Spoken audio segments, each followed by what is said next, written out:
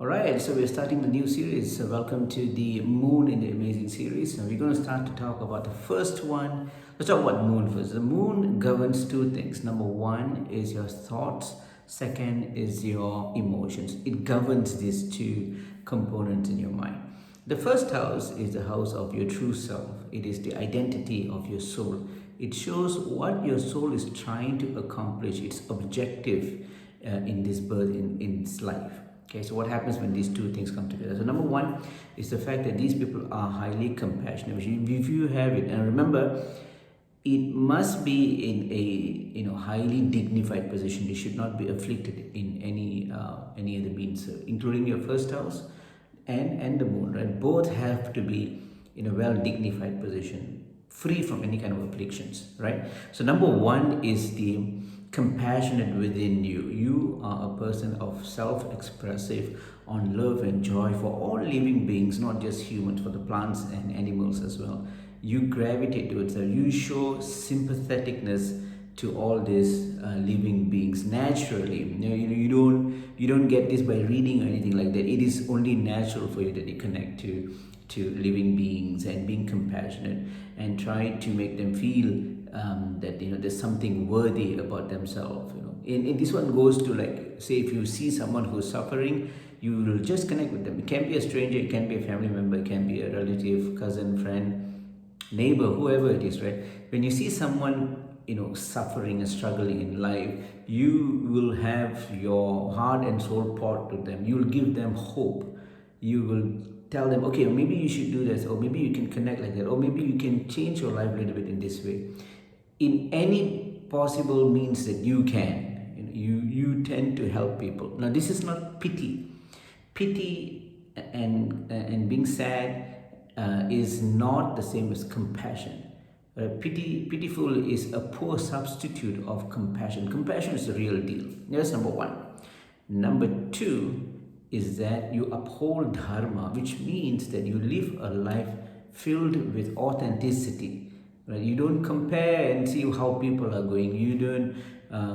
You're not based on what other opinions are. You live a very authentic and genuine life. That's number two.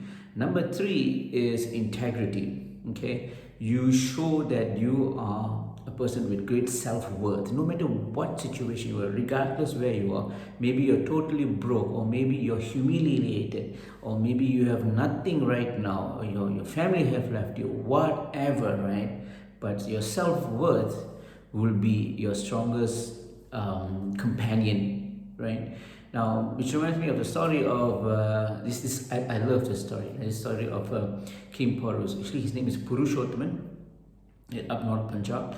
This is around maybe 300 BCE, when Alexander the Great was conquering India. Okay, that was his last campaign. Until after that, there was no more campaigns for Alexander, and the last was India, right? And so he entered Punjab, and he fought with this king. His name is King Purus, right? Now, Purushottaman, or King Purus, is a man of great self-worth. His integrity is so strong. But of course, he was conquered. I mean, it's Alexander the Great, right? He is coming from after defeating the great Persians, right? And so his army is great, obviously. And so he lost, and he was on the ground, on his knees, and looking up towards King Alexander the Great. And Alexander looking at him and says, King Porus, look at yourself now.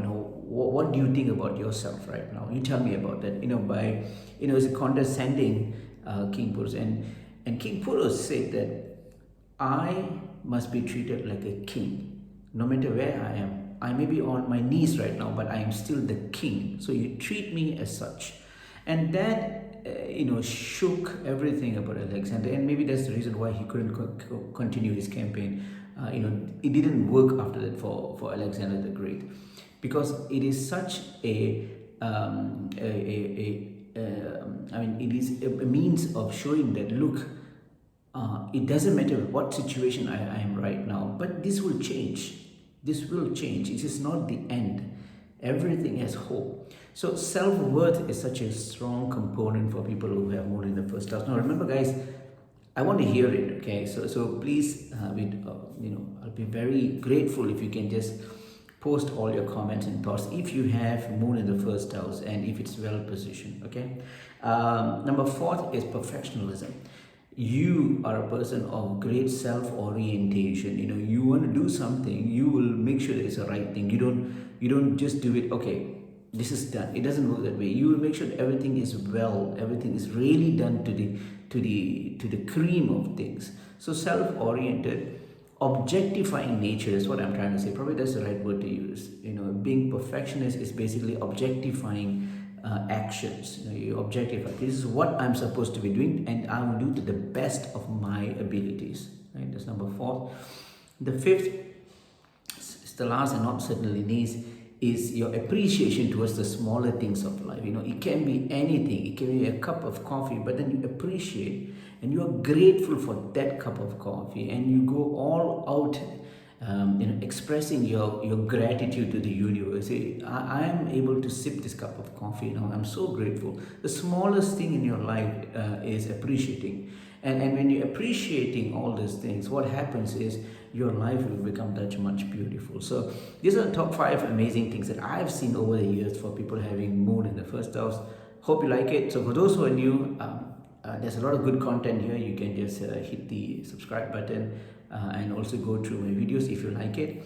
And if you are looking for a consultation, if you want me to work on your charts, please drop me a WhatsApp note or email. I'll be very happy to respond back to you. And so yeah, thank you guys, and I'll see you on the next video. Namaste.